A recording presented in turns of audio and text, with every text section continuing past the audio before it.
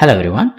So in this episode of Unreal Engine oil puzzle series, which is inspired by from the Rise of Tomb Raider oil puzzle. So this is what we are going to work on. Now you can see this oil path is continuing along the path that you can see in this platform, but here it was going through this path. But if I rotate this platform like this, now the system can dynamically identify the paths and continue the flow accordingly.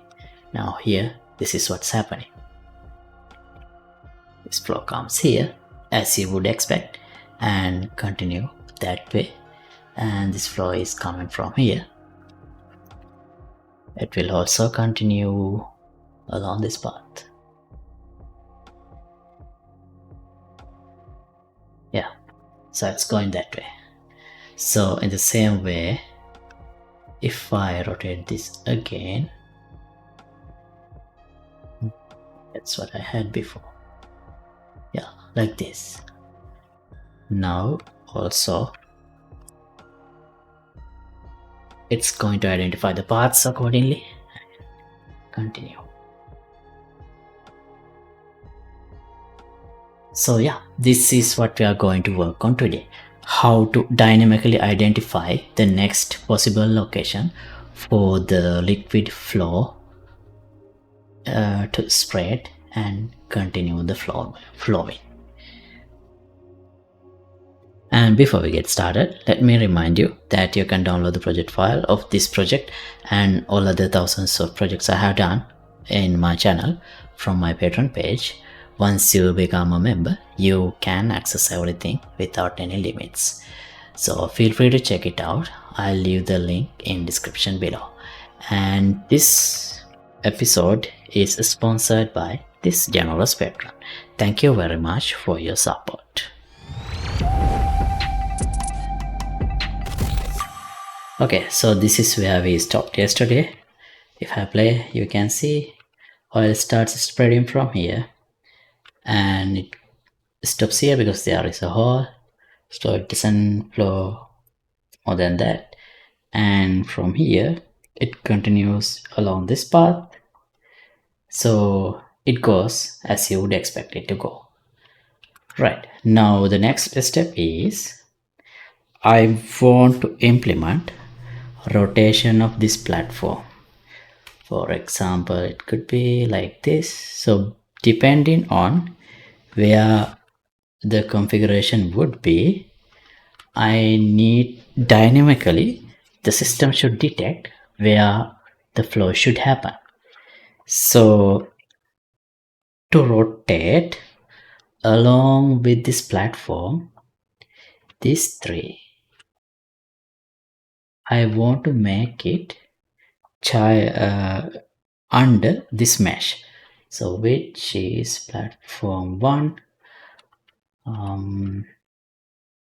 Yeah,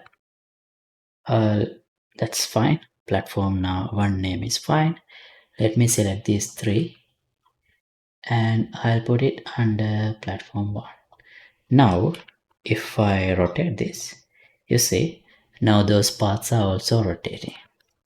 So let me stop that because now I need 3 more additional paths, for actually 2 more, for this path and for this path. So let me add it now. I drag and drop one of these spline flows.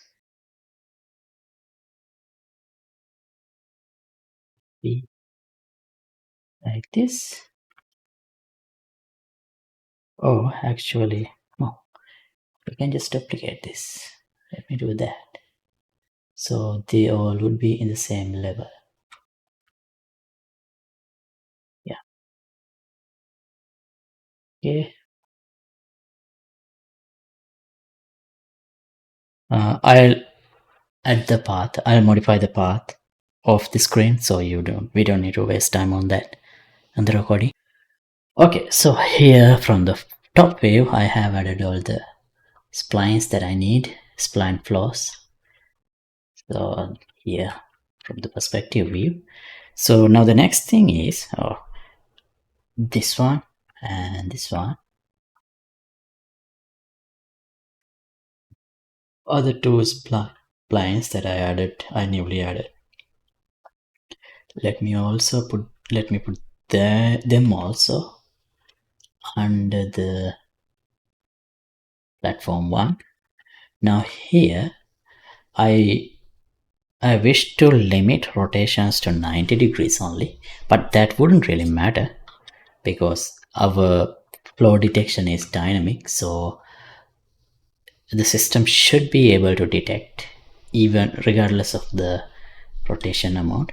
But the problem is, now if I rotate like this, for example, looks like I have moved the one that I had here. That's alright, let me duplicate one.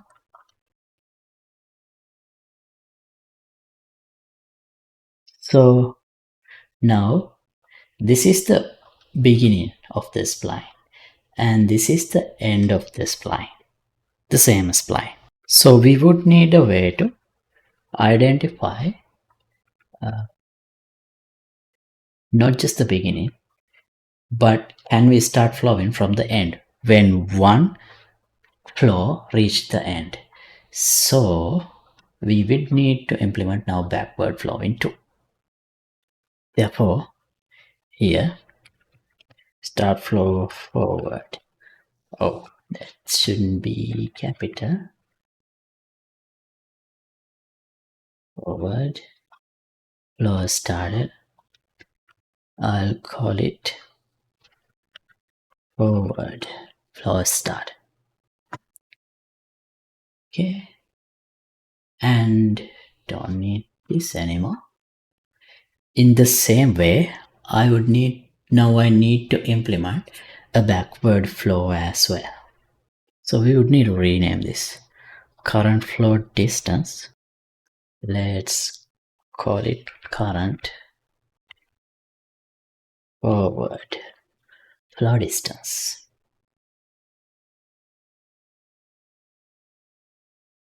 Yeah. Now I'll duplicate this.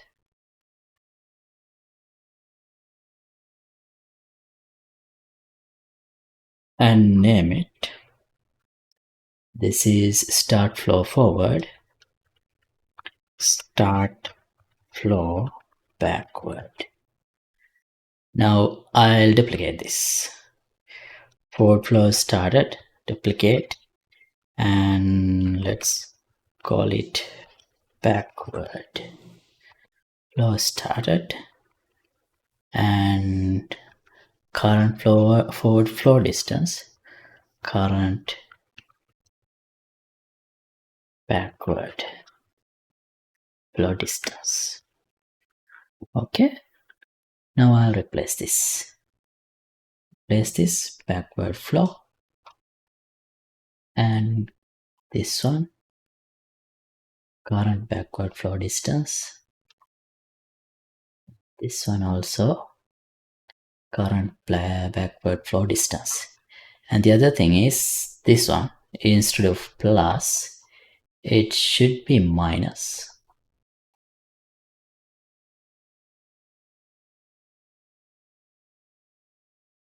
So this minus.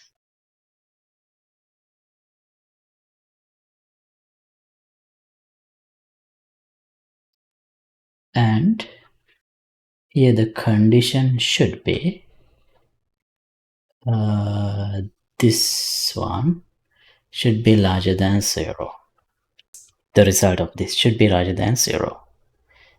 So this should go here. And this should be 0. Okay. And I hope not. So yeah, now when we reach the end on enriched, so here we only checked if the forward flow started. So now we need to check for if the backward flow started too. If not, we can check from the backward point, from the last point, we can start a backward flow too if they are close together. So to do that, yeah, we can do something like this. We can add a sequence. Then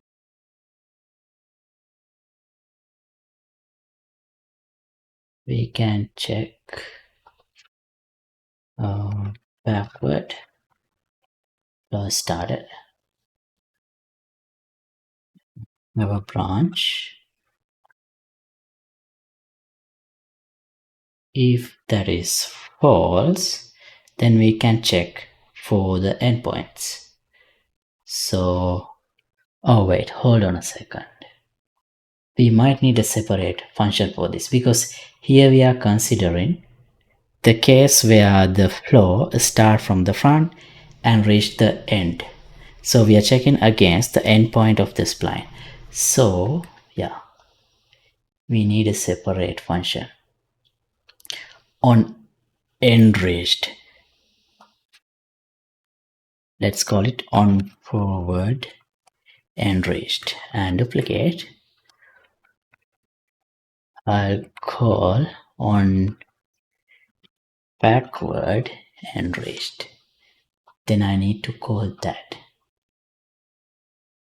instead of this one.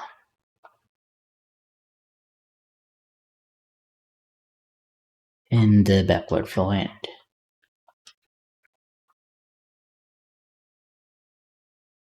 Okay. Now here we need to check. Oh, wait a second. So regardless of whether we are reaching the end from forward or backward, we need to check if we are close enough to either the first point or the last point of another spline flow. So in both of these, on forward edge end, forward enriched, and on backward enriched, we need to check for both first point and the last point. So yeah, we have to do that. Again, we do need the sequence. Once, okay.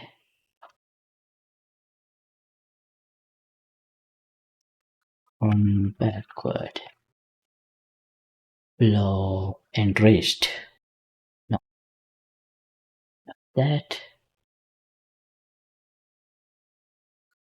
Backward flow started.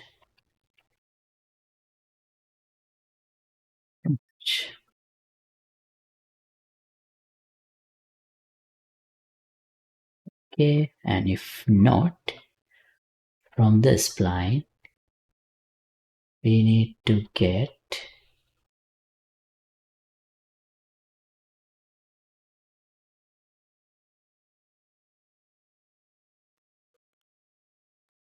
let's get a point from here.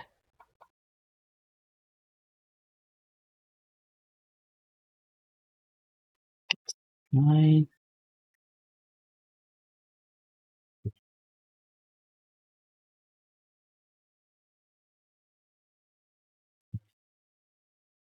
Get location at distance along the spline.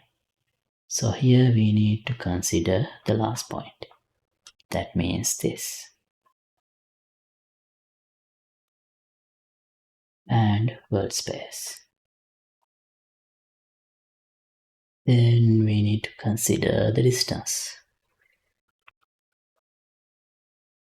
between these two vectors.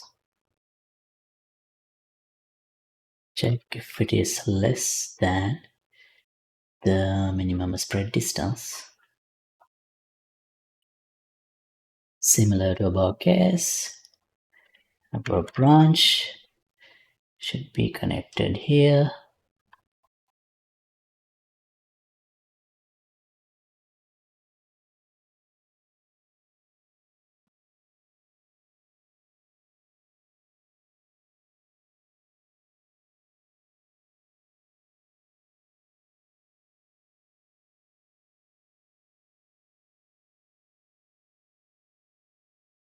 start flow backward if this is true.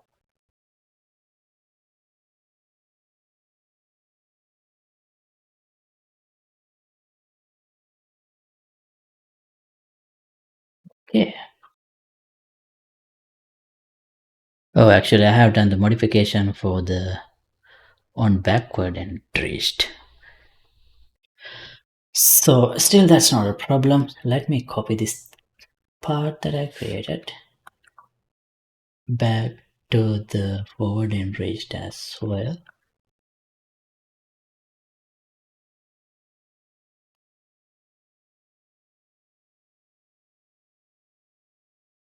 Be connected here. This should be connected. Oops.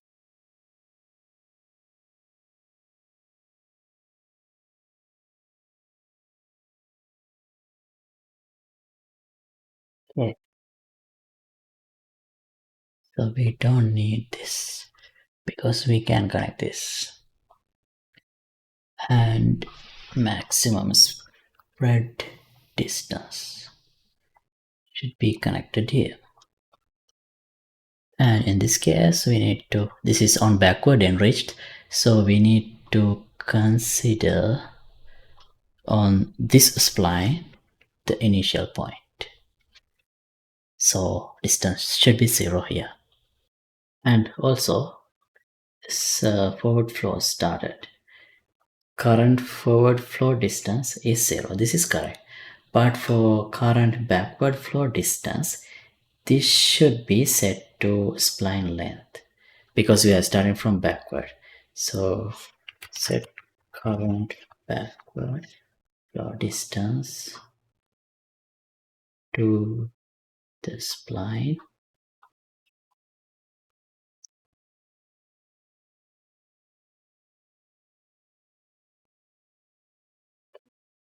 Also, I need to check the distances of these as well, because now that we have many, so it's 10, but between this and this also could be less than 10, the endpoints. So to be safe, I have set this to 5, and also flow speed. Flow speed, actually this is not the speed, this is more like the delay. So I'll call it flow delay. So lower this number, faster it goes. So I set it to 0.2 so that I can make it go faster. Now if I play, now you see the flow comes faster, so we can test faster.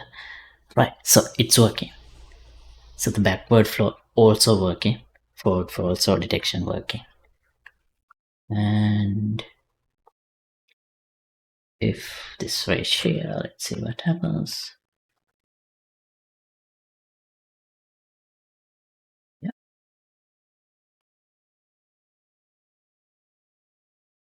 Yeah. Okay. Nice. So it's working. So by the way, in case you didn't notice, I have added a short flow from here to here as well. All right. Now let me rotate it back so that we can check if it is still working with the initial conditions that we had.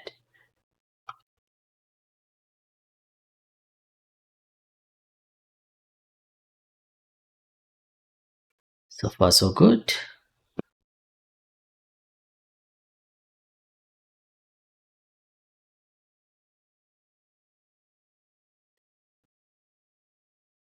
Yep, it's great. So let's spreading over there and coming over here. All right, so it's working as intended. And yeah, that's nice. So there is no path from here. Now using the same principle, we can add flow objects to this section as well, but I'm not gonna do that right now. So I'm gonna stop this episode right here. So maybe next time we can work on the how to burn the oil flow, so the burning will spread along the oil flow to resolve whatever the puzzle you need. So thanks for watching. As always, updated project files will be available for download here in the Patreon page. Link would be in the description below. And let me know if you have any questions in the comments. See you in another episode. Goodbye.